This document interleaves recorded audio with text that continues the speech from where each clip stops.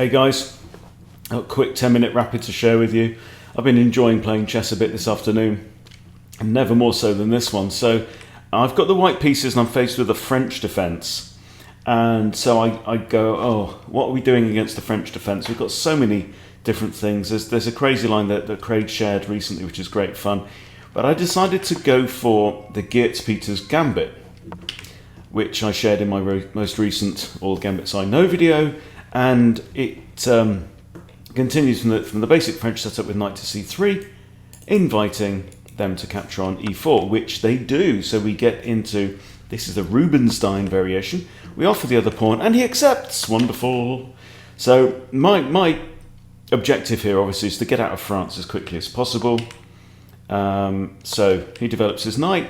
I play my bishop to d3, which is apparently called the Duty-L'Oeil Gambit.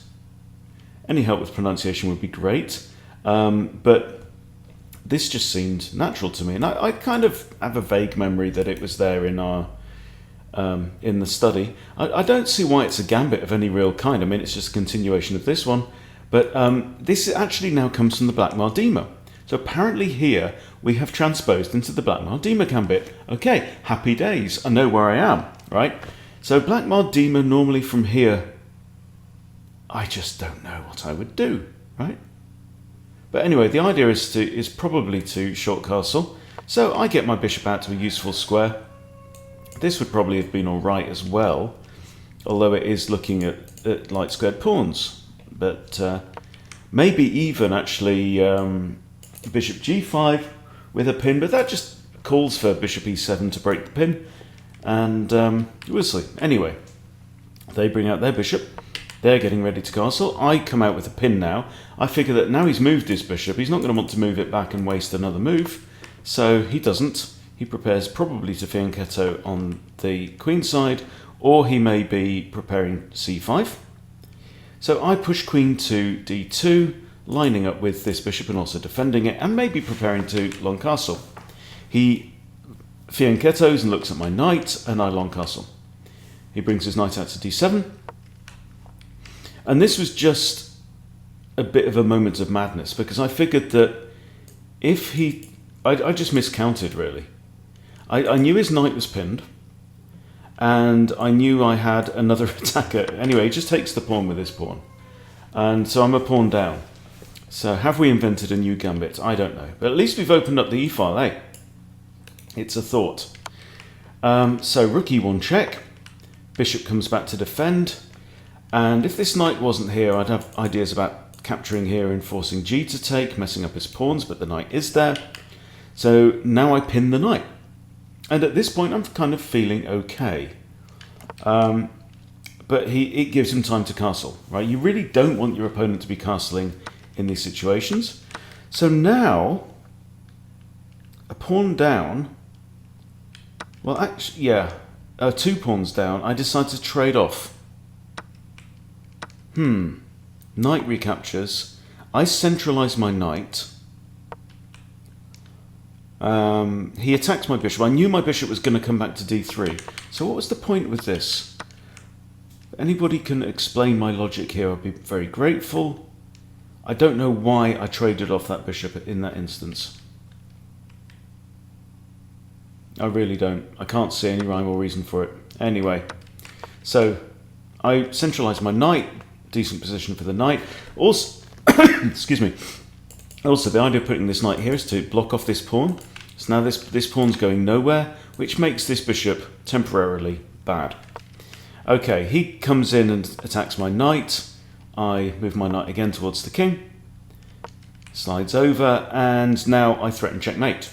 Okay, which is pretty much going to force g6. Now, somewhere here, I think I probably mess up, because I get myself into a situation where I've got too many guns pointing at too many pieces, and I'm not going to walk away unscathed, right?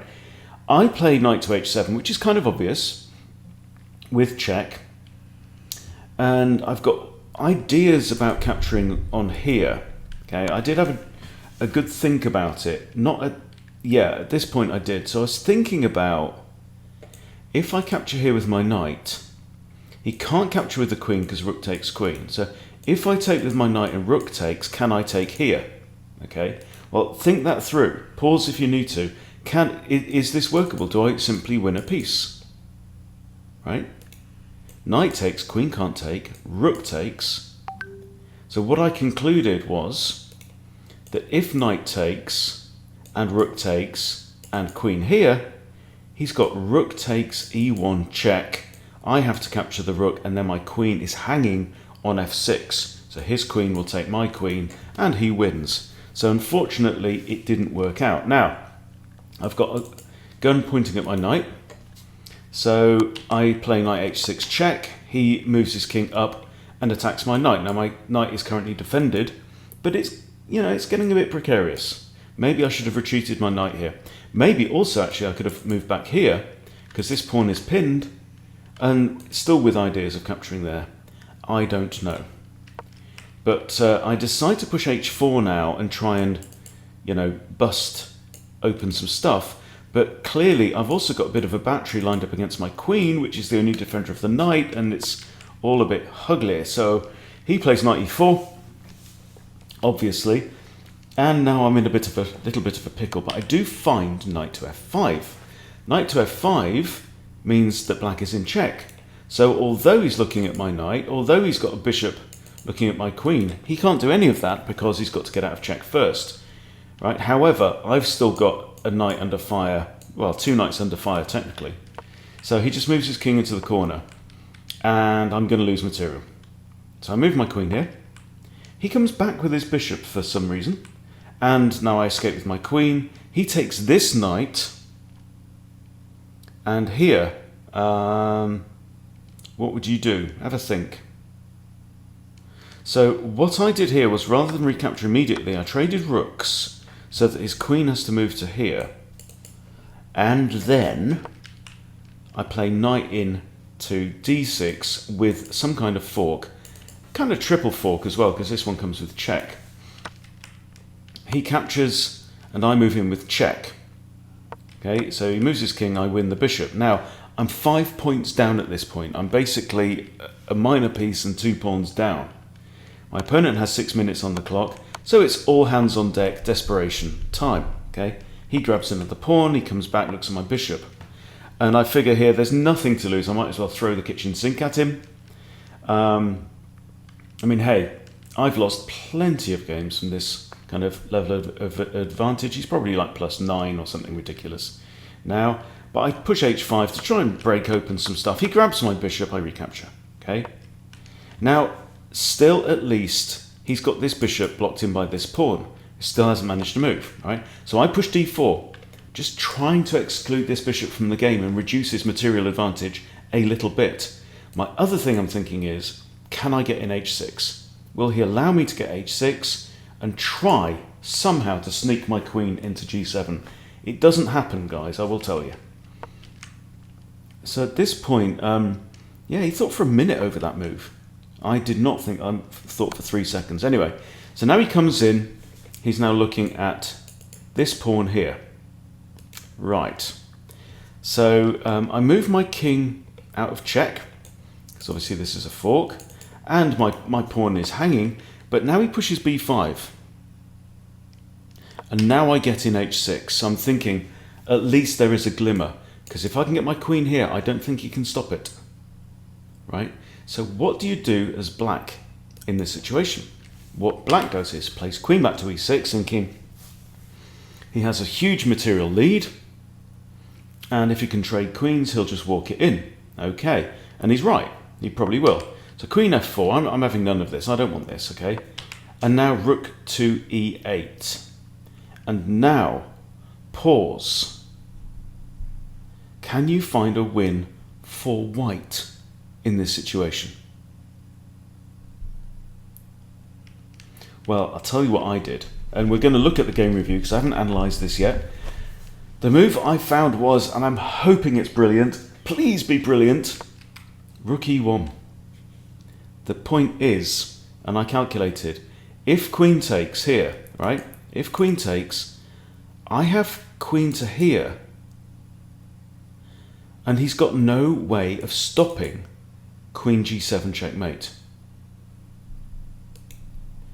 queen takes. I've got queen here.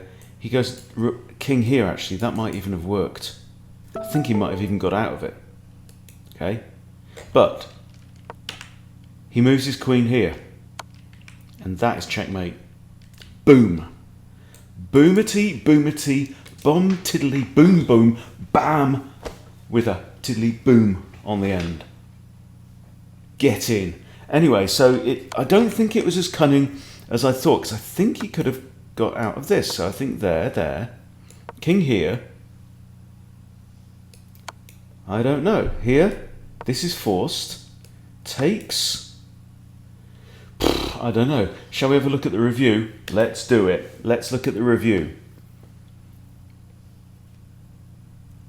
Because also, I want to learn the Giertz-Peters Gambit. I need to learn some lines here.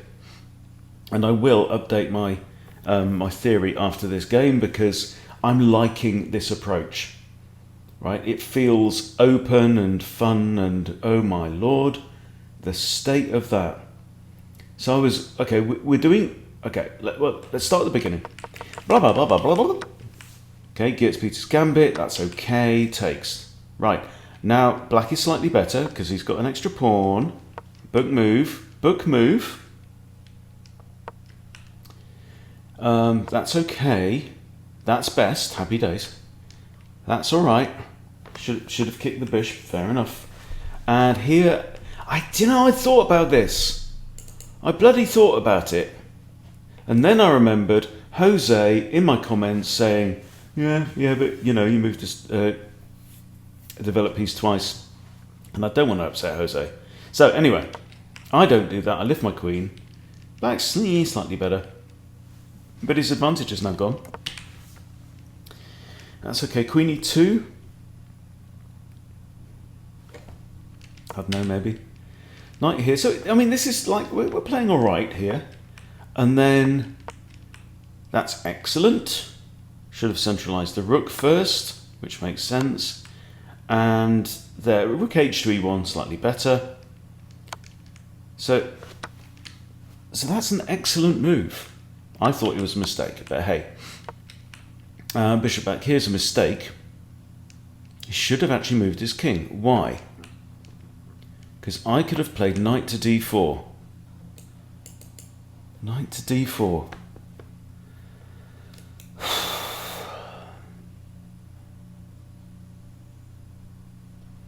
I don't really get it.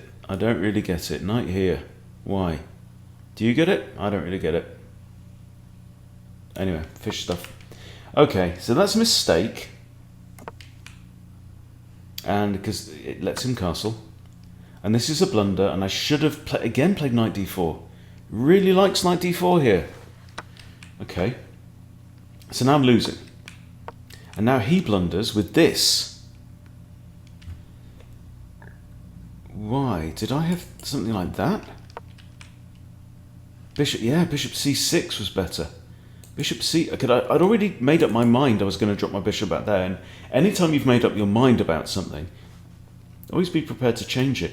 Bishop here was best. By 5 pawns. Because if he takes... See, yeah, it's all about these knights, isn't it? He really wants me to use my knights. Anyway, so there, blah. That's a mistake. This is all good. Okay, knight h6 is best. Now, at some point here, I bugger up. h4 is a mistake. I should have played my rook to f1. Adding a second attacker to here. And this is still playable. But that was bad. That was great. That was not good. Queen f4. Oof. But I mean, I was already in some trouble here. Should have taken the knight, but I don't know. Anyway, so let's fast forward now. Okay, trading rooks is good. That's not great. I should have just taken the stuff and let him mess up his king structure. Because then at least I've got bishop takes here and we've got an attack, yeah. So, not brilliant. I like, this is nice. Queen f6 check is better than just grabbing the bishop. And not grabbing the... Oh, he had a forced mate. Did he? Did he? Oh, he's got mate in 1? How? He's got mate in 1 here. Is it queen here? And the knight's covering these 2 squares and the queen... Oh, nice one. Anyway, he missed it because he's a muppet. Yes, I know. Okay. And here. And there. Good, best move. See, there's something about these desperate wins, you know, that are just amazing. This is okay. It says I should have taken on g6. And that's a mistake. Yeah, kind of felt like it was. So's that, though. Should still have taken on g6. I guess because I've also got... I mean, if this one takes, I've even got my like queen into here in the corner. Maybe... there. And we're coming up to the money shot in a minute. Queen e6 is best. That's fine. Could have attacked the bishop. Hey-ho. Rook e8 is best. And that isn't brilliant. It was okay, but I'm losing. He says, curious move. Maybe not, but that's a blunder because it blunders mate in 1. Wow. So here he should have taken, yeah, he should have taken, and he would have been absolutely fine. And he's actually got mate in 6 here. But hey-ho, such is the way of the world with chess. I won, you didn't, and I'm on 1492. Still, again, knocking on the door of 1500. I am going to get there. I know I will. I'll get back to 1500. I will get to 1600. Just you try and stop me. But still, even so, he's got a problem. He's got something to do here. But pretty much whatever I do now, queen here, what's he got? How does he get out of it? Right, queen a5 check. Oh. King b1, and then the rook comes down, eh? Rook e1 check, yeah. So that's how he forces mate. He had to find this. But, you know, if he'd done something silly like queen e5, we're actually better, right? Because then so that's actually the only way he can stop me doing that other than just checkmating my ass, so there you go. But, you know, anything else like this, and he's just blunders mate, so interesting stuff. We live, we learn, we enjoy ourselves playing chess. That is the point. Okay, hope you enjoyed the video. Thank you for watching. See you later.